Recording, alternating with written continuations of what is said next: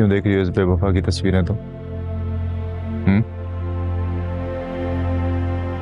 जिसने न जाने से पहले कुछ सोचा, ना कोई परवाह की।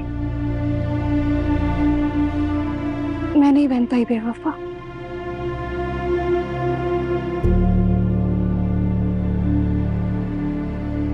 हम दोनों बहन भाई भी कितने मजबूर हैं ना। किस्मत भी दोनों की एक ही जैसी, और एक तरफ वो दोनों बहन भाई, ना किसी की परवाह है ना कुछ सोचते हैं, कितने कठोर हैं।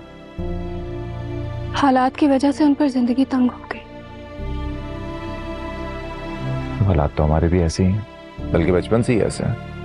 हम तो पीछे नहीं हटे, ना ही ऐसा कुछ सोचा। हमें आदत हो गई है सर, हमने बचपन से बुरा वक्त गुजारा, अब अच्छे वक्त में उन्होंने बचपन से अच्छा वक्त गुजारा।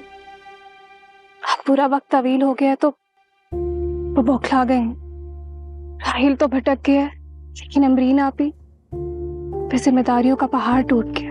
यार होंगी जिम्मेदारियां, लेकिन अब ऐसा भी क्या है, 100 दफा कॉल्स कर चुका हूं उसे, एक दफा तो फोन उठा ही सकती है ना। 100 में से एक कॉल नहीं ली तो वो किसी मुश्किल में होगी, आसानियों में नहीं होगी वो।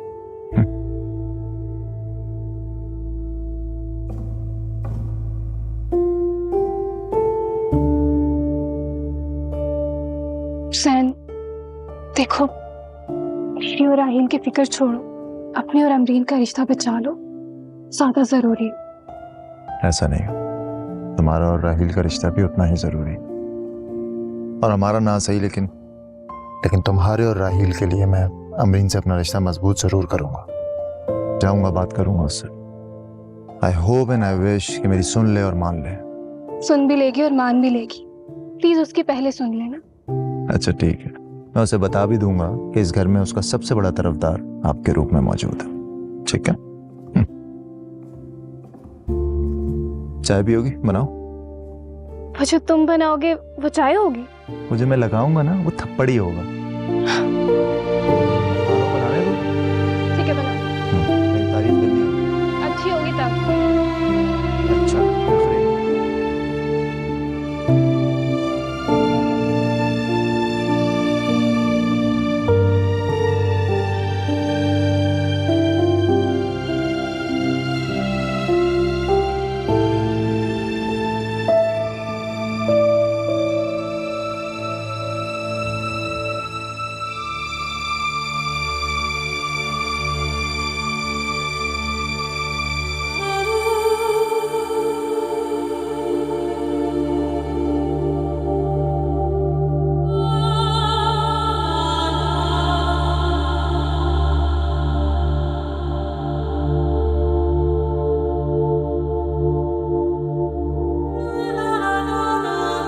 राहील, राहील।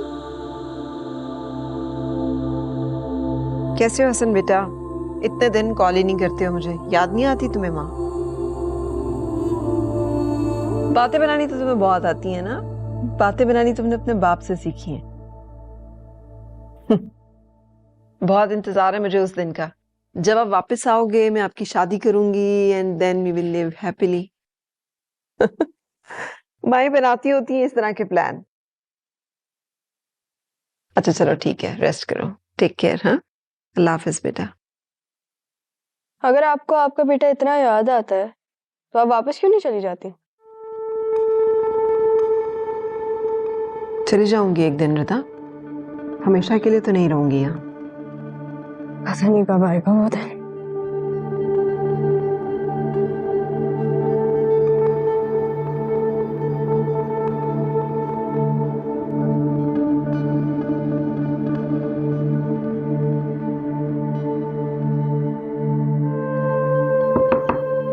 जी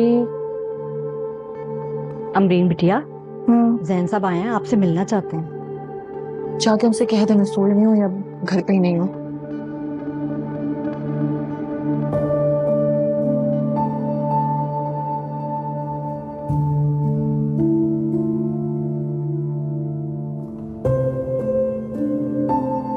क्यों आए हो यहाँ पे? क्या मतलब है क्यों आया यार? बात करने आया। क्या बात करनी है? तुम्हारा प्रॉब्लम क्या है? मैं कॉल्स करता हूँ, तुम फोन नहीं उठाती हो। मिलने आता हूँ, इस तरह से बिहेव करती हो, चाहती क्या हो? बातों का कोई फायदा है? तुम्हारी अम्मी आई थी, धमकियां देकर गई हैं, कोई कसर रह गई तो तुम भी पूरी कर सकते हो। अब मेरी मोहब्बत का क्या, मेरा क्या? एक तो मुझे समझ नहीं आता हर चीज में मोहब्बत को क्यों ले आते हो तुम। तुम्हारी अम्मी आती है, शराइतों की इतनी बड़ी लिस्ट बना के चली जाती हैं, तुम आते हो मोहब्बत की बात करते हो। मुझे बताओ मैं किसकी बात पे यकीन करूं, तुम्हारी या तुम्हारी अम्मी की? मैं मोहब्बत की बात इसलिए करता हूँ अमरीन, क्योंकि मुझे लगता है कि मोहब्बत की बात करने से सारी जंगें खत्म हो जाती, लेकिन तुम हो के अपने घोड़े पलटाकर वापस चली जाती। मेरी मोहब्बत को अपने कदमों तले रोंदने का तुम कोई मौका नहीं जाने देती। चाहती क्या हो यार? क्या हो गया तुम्हें? मैंने तुमसे कोई प्रॉमिसेस नहीं किए, ना ही तुमसे मोहब्बत का इजहार किया है। हाँ, बचपन में एक दूसरे के साथ हम खेल के बड़े हुए, एक दूसरे के कजिन्स हैं, काफी अच्छे दोस्त हैं, लेकिन इससे बढ़ के कुछ भी नहीं है। बचपन से मेरा नाम सुनती आ रही, मैं खुद को तुमसे मंसूब समझता हूँ। मेरे जज्बात हैं तुम्हारे लिए अमरीन, तुम्हारे कैसे नहीं हो सकते? ऐसा कैसे हो सकता है? बहुत मसाइल है मेरी जिंदगी में जैन, और जहाँ इतने मसले हो ना वहाँ मोहब्बत का सोचा नहीं जा सकता। बहुत जिम्मेदारियां हैं मेरे कंधों पे, मैंने तो कभी सोचा भी नहीं है मोहब्बत के बारे में। है तुम्हारे ऊपर बहुत जिम्मेदारियां, मैं मानता हूँ, लेकिन तुम मुझे एक चांस दो ना, तुम मुझे मौका दो। तुम्हारी सारी जिम्मेदारियां, सारी मुश्किलें मैं अपने कांधों पर उठा लूंगा। एक मौका तो दो ना। खुदा के लिए, ये फरसूदा हमदर्दियों का वक्त नहीं है, और इंसान को अपने बोझ ना खुद ही उठाने पड़ते हैं। और ये अपने मामले में ना मुझे मत डालो, ना ही मैं तुम्हारा कुछ कर सकती हूँ, ना ही राहील का। और मैं इतनी आसानी से छोड़ दोगी मुझे? मुझे छोड़ना इतना आसान है तुम्हारे लिए? जिंदगी ना बहुत मुश्किल है, मोहब्बत से ज्यादा मुश्किल, और एक मुश्किल के होते हुए मैं और मुश्किल अफोर्ड नहीं कर सकती हूँ। और मैं आजाद हूँ जैन, मैंने तुम्हें कोई आसरा नहीं दिया।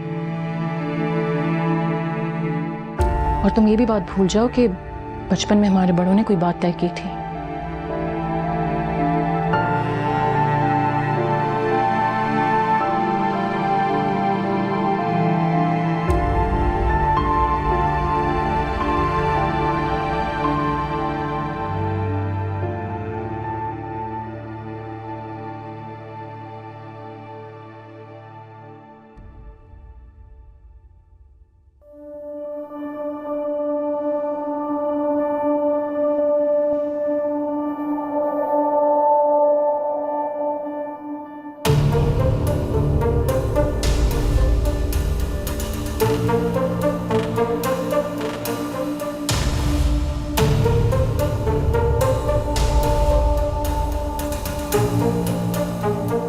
चीटिंग कर रही हैं आप?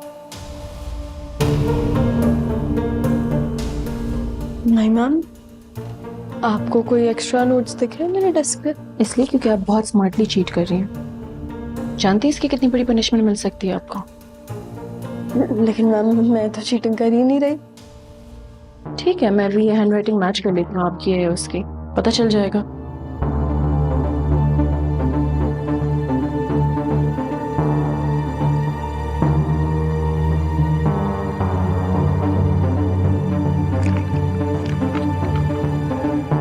पनिशमेंट प्रॉब्लम को मिल के रहेगी। बट मैम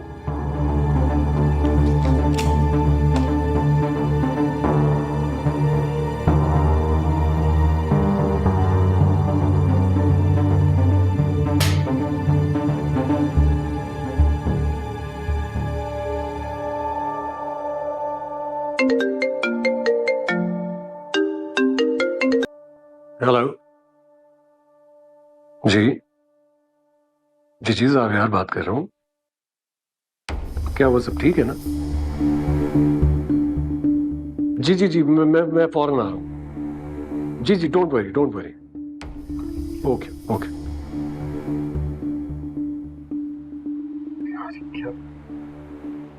मैम ये झूठ बोल रही है, मैंने कोई चीटिंग नहीं की। और वैसे भी मेरी कॉपी बिल्कुल क्लियर है, इन्होंने फजूल में मार्किंग की है उसमें। मैम मुझे आई थिंक झूठ बोलने की कोई ज़रूरत नहीं है, मैंने खुद देखा ये लोग चीटिंग कर रहे थे। इनफैक्ट इनका पेपर भी मैंने कैंसिल किया। वो तो ये लोग शुक्र करें कि मैंने बोर्ड में कंप्लेन नहीं की, अदरवाइज 3 साल तक एग्जाम ना दे पाता ये लोग। देखिए, my daughter is a bright student इनके प्रीवियस रिजल्ट्स अगर आप देखें तो आपको क्लियरली नजर आ जाएगा कि वो ऐसी हरकत कर ही नहीं सकती है। मुझे लगता है आपको कोई मिसअंडरस्टैंडिंग हुई है। डैड, आपको क्लैरिफिकेशन देने की ज़रूरत नहीं है, क्योंकि मिस अमरीन को तो क्लियरली कोई फ़र्क नहीं पड़ता अगर उनके डिसीजन या चॉइसेस से किसी स्टूडेंट का एकेडमिक करियर ख़राब हो या नहीं। रिदा, देखिए, मुझे तो इस बात पे यकीन ही नहीं हो रहा कि यहाँ पे चीटिंग को चीटिंग माना ही नहीं जा रहा। मैंने खुद देखा है, दे वर चीटिंग। मानने को तैयार ही नहीं है कोई भी। जी नीलोफर, आप बताइए, आप दोनों चीटिंग कर रही थी?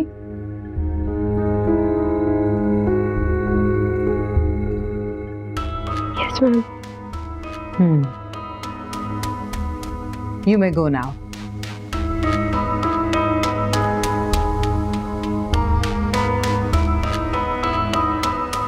मिस्टर जावियार, अब चूंकि ये खुद कन्फेस कर चुके हैं तो अब कोई गुंजाइश नहीं बचती, हम इनका एग्जाम नहीं ले सकते। आप एक्सक्यूज मी मैम, देखिए प्लीज मेरी बात को सुनिए।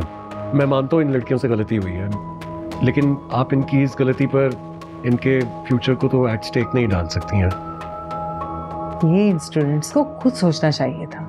हाँ, लेकिन अगर प्लीज आप एक चांस दे दीजिए। देखिए, मैं रिदा की तरफ से अपोलोजाइज करता हूँ, इनफैक्ट नीलोफर की तरफ से भी अपोलोजाइज करता हूँ, please. Oh ma'am, I think कि हमें इन स्टूडेंट्स को एक और चांस देना चाहिए, लेकिन इस दफ़ा दोनों को अलग बिठाते हैं, पता चल जाएगा कौन कितना अच्छा स्टूडेंट है। That's a brilliant idea. Please ma'am, please reconsider your decision. ये मेरी बेटी की फ्यूचर का सवाल है। We can think about it. Thank you, and thank you so much miss Amreen. No, you don't need to thank me, लेकिन mister Xavier, आपको और आपकी वाइफ को रिदा पे आई थिंक ध्यान देने की बहुत ज़रूरत है, क्योंकि दिन ब दिन उसका बिहेवियर बहुत बुरा होता जा रहा है। स्टडीज़ में ध्यान नहीं है, क्लासेस बंक करती हैं। मुझे उसकी मॉम से भी मिलना है, अगर हो सके तो आप मीटिंग के लिए उनको ले आइएगा ऑफिस। उसकी मॉम तो नहीं है, मैं ही रिदा को देखता हूँ, उसकी देखभाल करता हूँ। But don't worry, I will pay extra attention to her studies now and to her behavior as well. If you don't mind, you can keep my card, please. अगर आपको रिदा के मुतालिक कोई भी डिस्कशन करनी हो तो please you can call me any time and we can have a talk about it. Thank you so much. मतलब अब प्रॉब्लम तो सॉल्व हो गया ना? या थैंक्स अ लॉट। मैं सिर्फ उसकी हेल्प करने की कोशिश कर रही थी। अब आप क्या मेरी बात सुनेंगे भी नहीं? तुमने बहुत डिसअपॉइंट किया मुझे। ऐसा लग रहा है कि मिस अमरीन की बातों का असर हो रहा है आप पर। ऐसी बात नहीं है, मुझे बस यही समझ में नहीं आ रहा कि आखिर तुमने ऐसा किया क्यों? क्या जरूरत थी तुम्हें ये सब करने की? डैड, मैं आपको बता चुकी हूँ, मैं बार बार एक्सप्लेनेशन नहीं दूंगी। मुझे भी तुमसे कोई एक्सप्लेनेशंस नहीं चाहिए। अब जो तुमने करना था कर दिया। Thank you.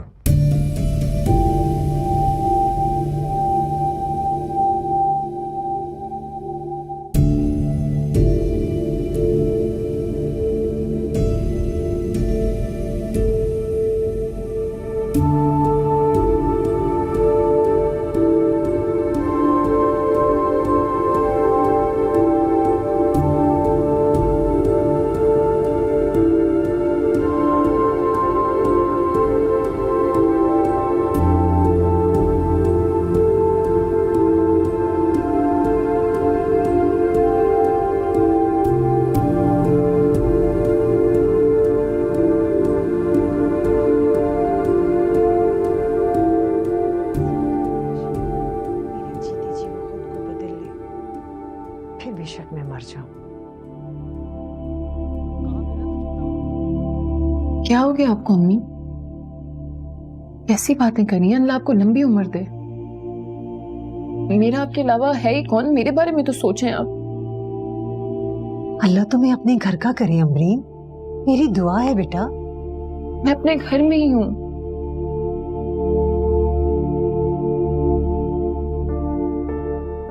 दूध गर्म करके लेकर आती हूँ आपके लिए।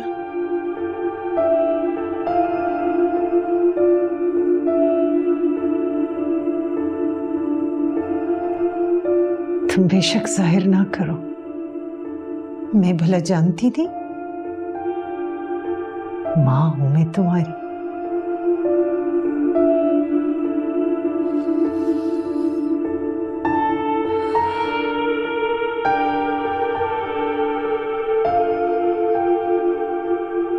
समझ में ही नहीं आ रहा क्या हो गया इसे। वो पहले तो ऐसी नहीं थी, तमीज से बात करती थी, अच्छे से उठती बैठती थी, लेकिन अब तो उसने बदतमीजी करनी शुरू कर दी है। पता नहीं क्या हुआ है इसके, कोई इस पर इन्फ्लुएंस चेंज हुआ है लोगों का, इसकी फ्रेंड्स चेंज हुई हैं, लेकिन बिहेवियर बहुत बदल गया है इसका। नहीं, ऐसा कुछ नहीं हुआ सर। माँ की जरूरत है जावियार। जो तरबियत माँ करती है उसकी कमी रह गई है। तुमने भी तो सिर्फ लाड प्यार दिया है ना, उसे समझाया तो कुछ है नहीं। ओवर कॉम्पनसेट करते रहे हो। बच्चों को सिखाना पड़ता है, समझाना पड़ता है। कोई मजहब की तालीम, कोई जमाने की ऊंच नीच, कोई बुरे भले की तमीज पहचान, बड़े छोटे का लिहाज, बर्दाश्त, कुछ भी तो नहीं है उसके अंदर। वही माँ जैसी लापरवाही। आप ही प्लीज। अच्छा चलो, परेशान नहीं हो, ज्यादा फिक्र मत करो ना। मैं कोशिश करूंगी कि मैं उसे जमाने की इन हकीकतों के बारे में कुछ तो सिखा सकूं। करूं क्या, मेरी भी तो नहीं सुनती है वो। ठीक है आप ही, ऐसी कोई बड़ी बात नहीं हो गई है, छोटा मोटा सा मसला था। मैं समझाऊंगा उसे तो समझ जाएगी, आई एम श्योर।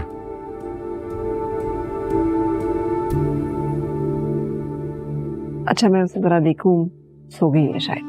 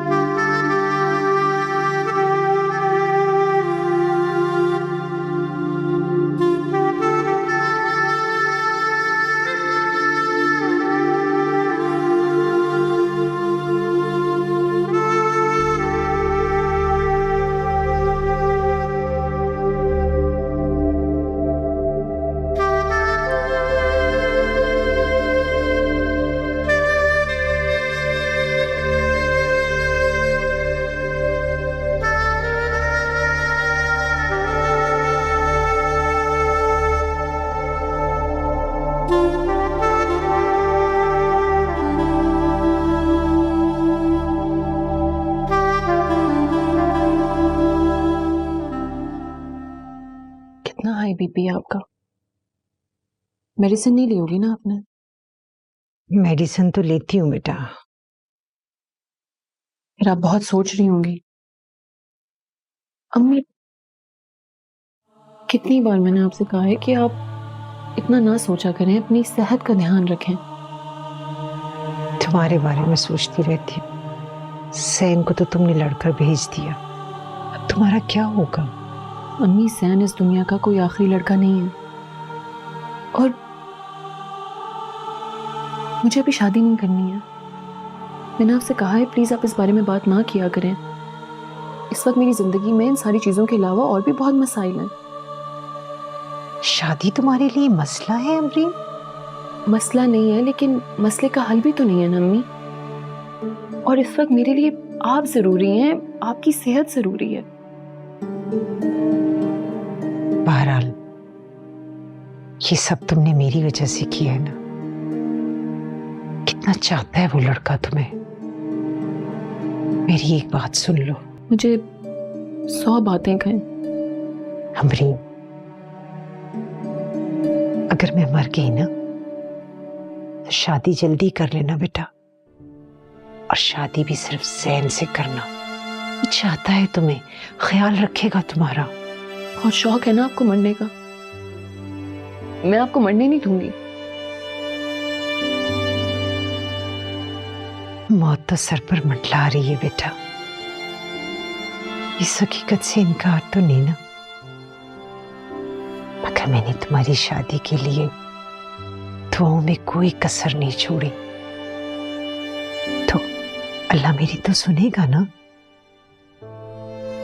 तुम चाहे सुनो ना सुनो।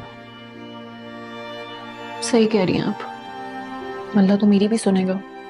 आपकी सेहत के लिए मैंने अल्लाह से जितनी दुआएं की, मेरी भी तो सुनेगा ना वो। तुम अभी मेरी नहीं सुन रही ना, तुम्हें वक्त बताएगा। तुम बस मुझे गोलियां खिलाती रहो। अम्मी ये गोलियां आपके लिए बहुत ज़रूरी हैं। आपको मेरे लिए बहुत लंबा जीना होगा। मेरी शादी भी आप करवाएंगी और सब कुछ आपकी मौजूदगी में होगा। मैं तुम्हारे लिए जी रही हूँ अमरीन, जितना जी सके। और अगर हिम्मत हार गई ना बेटा, तो अपनी माँ को माफ कर देना।